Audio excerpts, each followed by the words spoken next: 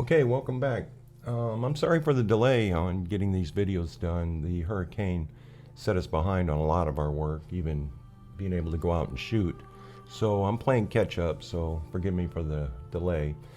This series of videos that I'm going to be covering in depth in Patreon is what I call ambient light.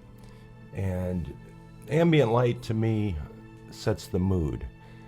For example, if you look at these colors here, they're, I would consider, perfect white balance in a camera, and all these colors,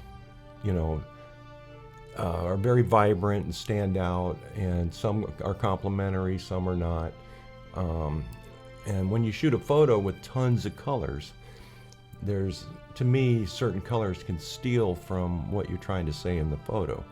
And so ambient lights set the mood to me.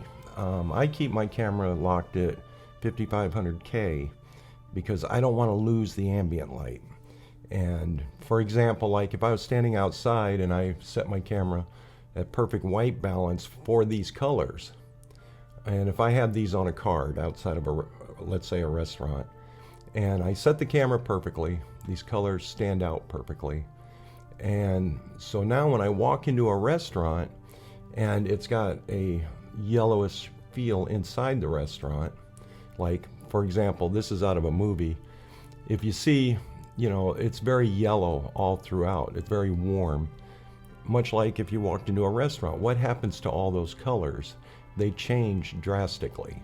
And to me, if I went into the restaurant and I adjusted the white balance again to get rid of all that yellow so I can get these colors back, I just killed the mood of the piece of art I'm trying to capture.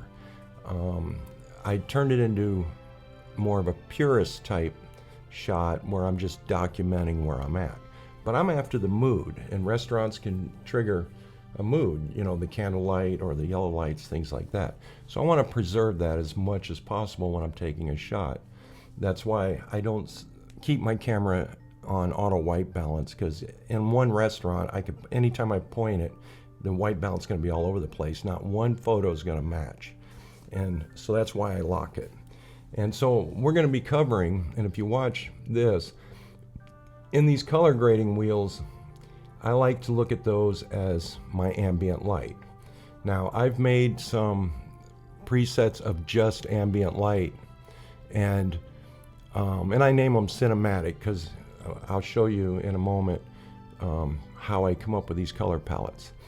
So over here, watch what happens. I'm just going to hover over one of these presets, and these presets are just strictly the color wheel. And different ambient lights. So watch what happens to these colors. When I go over them, they'll start complementing each other instantly and setting a mood. So here we go. See, all of a sudden they become very related to each other as I go down these different ones.